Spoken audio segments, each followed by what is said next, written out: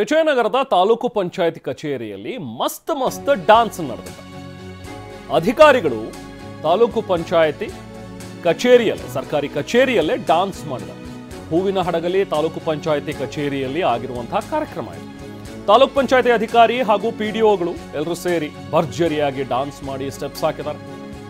ಅಲ್ಲಿ ನರೇಗಾ ಡೇ ಅನ್ನುವಂಥ ಒಂದು ಕಾರ್ಯಕ್ರಮವನ್ನು ಆಯೋಜನೆ ಮಾಡಿದ್ದು. ಈ ನರೇಗಾ ಡೇ ಕಾರ್ಯಕ್ರಮದಲ್ಲಿ ಎಂಜಾಯ್ ಮಾಡಿರುವಂತಹ ಅಧಿಕಾರಿಗಳು, ಈ ಅಧಿಕಾರಿಗಳ ಜೊತೆಗೆ ಮಹಿಳಾ ಸಿಬ್ಬಂದಿನೂ ಕೂಡ ಇದ್ರು. ಅವರು ಕೂಡ ಭರ್ಜರಿಯಾಗಿ ಸ್ಟೆಪ್ಸ್ ಹಾಕಿದ್ದಾರೆ. ಅಧಿಕಾರಿಗಳ ಡಾನ್ಸ್ಗೆ ಅಲ್ಲಿದ್ದಂಥ ಸಿಬ್ಬಂದಿ ಶಿಳ್ಳೆ, ಚಪ್ಪಾಳೆ, ಕೇಕೆ ಹಾಕಿದ್ದಾರೆ. ಆದರೆ ಈ ವಿಡಿಯೋ ಯಾವಾಗ ವೈರಲ್ ಆಯ್ತಲ್ಲ, ಸೊ ಆಗ ಡಿಸಿಗೆ ದೂರ ಹೋಗಿತ್ತು.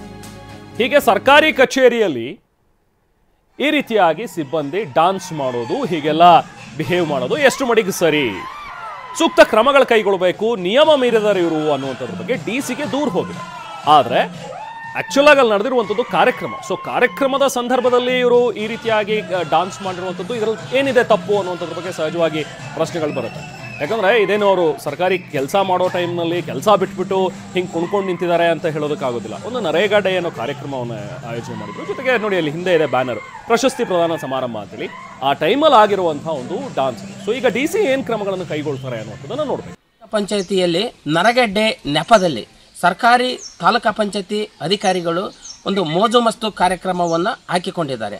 ಅದಕ್ಕೆ ನರೇಗಾ ಡೇ ಪ್ರಶಸ್ತಿ ಪ್ರದಾನ ಸಮಾರಂಭ ಅಂತ ಮಾಡಿಕೊಂಡು ಸ್ತ್ರೀ ಮತ್ತು ಪುರುಷರು, ಪಿಡಿಒ ಅಧಿಕಾರಿಗಳು ಮತ್ತು ಅಲ್ಲಿರ್ತಕ್ಕಂಥ ಸಿಬ್ಬಂದಿ ಸ್ತ್ರೀಯರು ನಂಗನಾಚು ಎಂಬ ನೃತ್ಯವನ್ನು ಮಾಡಿ ಇವರು ಸರ್ಕಾರಿ ಆಫೀಸುಗಳನ್ನು ಮಿಸ್ಯೂಸ್ ಮಾಡಿಕೊಂಡಿದ್ದಾರೆ, ಅಂದರೆ ದುರುಪಯೋಗ ಮಾಡಿಕೊಂಡಿದ್ದಾರೆ.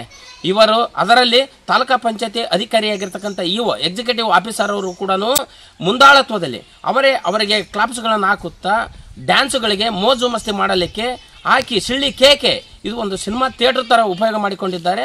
ದಯವಿಟ್ಟು ಸರ್ಕಾರಿ ಆಫೀಸುಗಳನ್ನು ಈ ಥರ ಉಪಯೋಗ ಮಾಡಿಕೊಳ್ಳೋದು ಅದು ಕಾನೂನು ಬಾಹಿರ. ಇಂಥ ಹಲವಾರು ನೃತ್ಯಗಳು ಈ ರೀತಿ ನಡೀತಾ ಇರ್ತವೆ.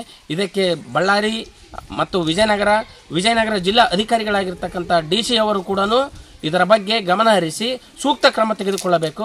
ಅಲ್ಲದೆ RDPR ಮಿನಿಸ್ಟ್ರು ಪ್ರಿಯಾಂಕಾ ಖರ್ಗೆ ಅವರು ಕೂಡ ಇದರ ಬಗ್ಗೆ ಸೂಕ್ತ